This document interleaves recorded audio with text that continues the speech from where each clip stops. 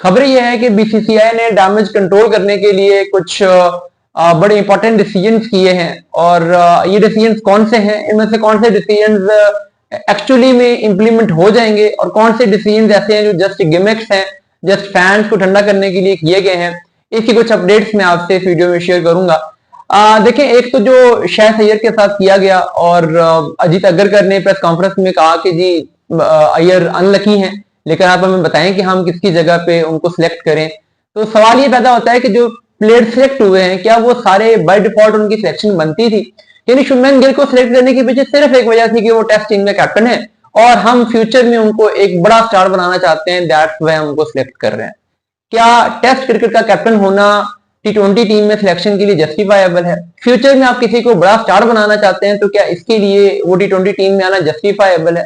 Performance comparison कर लें, शाह सैयद का कर लें, लास्ट आईपीएल का स्ट्राइक रेट 170 का है, शुभमन गिल 130 के करीब है। शाह सैयद का उससे पिछली आईपीएल का कंपैरिजन कर लें, शाह सैयद का आप डोमेस्टिक में जो T20 मैचेस हैं, सैयद मुश्ताक अली ट्रॉफी है, वहां से कंपैरिजन कर लें। और ओवरऑल करियर का भी अगर आप देख लें तो शुभमन गिल की परफॉर्मेंस T20 में क्या रही है, लेकिन उनको रखना बाय डिफॉल्ट था कि वो तो होने ही थे। उसके साथ हम देखते कि जो कोई जगह बनती तो हम शाह सैयद को लेके आते। अब वो शाह सैयद का जो डैमेज कंट्रोल हुआ है, जो डैमेज हुआ है और जो इतनी एक फैंस की तरफ से रिएक्शन आया है, ओवरऑल क्रिकेट एनालिस्ट की तरफ से भी रिएक्शन आया है कि उनको आपने रिजर्व तक में नहीं लिया। मतलब आप बायसनेस चेक कर लें गौतम गंभीर की और उनका इन्फ्लुएंस चेक कर लें कि जो आपके 5 रिजर्व हैं उनमें भी शाह सैयद को शामिल नहीं किया गया। हैरत की बात है कि एक प्लेयर जो कि आईपीएल का सबसे बड़ा स्टार प्लेयर बनके उभरा है, आप उसको सिलेक्ट नहीं कर रहे हैं और आप 1-1.5 साल पहले की परफॉर्मेंस पे कुछ प्लेयर्स को लेके आ जाते हो। अब शिवम दुबे हैं, अच्छे प्लेयर हैं, लेकिन पिछले एक साल में, सवा साल में उनकी क्या परफॉर्मेंस रही है। रिंकू सिंह हैं, वो भी अच्छे प्लेयर हैं, लेकिन पिछले एक साल में उनकी भी कोई परफॉर्मेंस नहीं रही। तो एक साल पहले, सवा साल पहले रिंकू ने परफॉर्म किया, एक साल पहले, सवा साल पहले शिवम दुबे ने परफॉर्म किया, उनको आप उस परफॉर्मेंस की बेस पे लेके आ जाते हैं, लेकिन आप कहते हैं कि शाह सैयद को हम किसकी जगह पे लेके आए।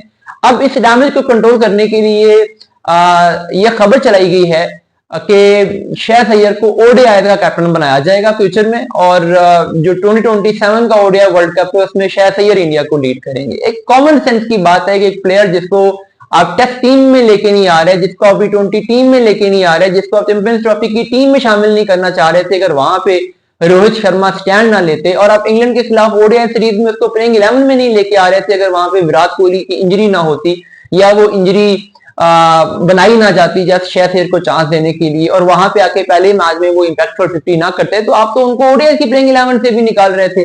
अब आप ये कह रहे हैं कि हम उन्हें ओडीआई का कैप्टन बनाएंगे, ये जस्ट एक गिमिक है, ये जस्ट फैंस को ठंडा करने की कोशिश है। कुछ ऐसा नहीं होने जा रहा। ओडीआई के कैप्टन अगर बनेंगे फिर रोहित के बाद तो वो शुभमन गिल बनेंगे, ये आप लोग देख लीजिएगा। इसके अलावा जो यशस्वी जायसवाल हैं उनको नहीं लिया गया।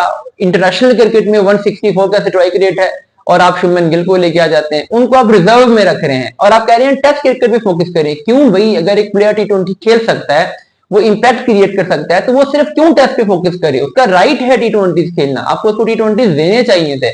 अब उनको रिजर्व में डाला गया है और अब खबर यह है कि 15 मेंबर स्क्वाड को 15 से बढ़ा के 16 किया जा सकता है और उसमें यशस्वी जायसवाल को 16 मेंबर के तौर पे स्क्वाड में शामिल किया जा सकता है। लेकिन ये भी जस्ट फैंस को ठंडा करने के लिए आप देखिएगा, ये 15 मेंबर स्क्वाड ही जाएगा, ये 16 मेंबर स्क्वाड में कन्वर्ट नहीं होगा। जायसवाल को T20 में चांस नहीं दिया जाएगा, क्योंकि अगर जायसवाल वहां पे बेंच पे बैठा होता है और शुभमन गिल 2 इनिंग्स में फेल होता है तो प्रेशर रहेगा कि जायसवाल को लेके आओ, लेकिन हमने तो शुभमन गिल को सारे मैचेस देने हैं, तो ये प्रेशर भी शुभमन गिल पे ना पड़े, इसलिए उन्हें नहीं रखा जाएगा, उन्हें 16 मेंबर के तौर पे स्क्वाड में ऐड भी नहीं किया जाएगा।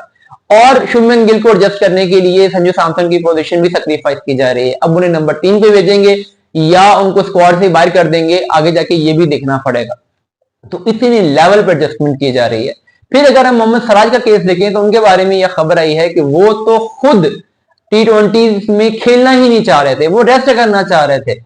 अगर आप ये कहते हैं कि हमने उन्हें रेस्ट करवाया है तो जस्टिफाइबल था कि ठीक है जी, आगे एशिया कप के 4 दिन के बाद टेस्ट में आ जाए तो हमने उनको खिलाना है। लेकिन आप ये खबर देके कि सिराज ने खुद कहा है कि मैं T20 एशिया कप नहीं खेलना चाहता, ये अनबिलीवेबल है। मोहम्मद सिराज पहले कई दफा ये बात कर चुके हैं कि वो T20 खेलना चाहते हैं, वो ओडीआई खेलना चाहते हैं, बारहा उन्होंने ये बात की है।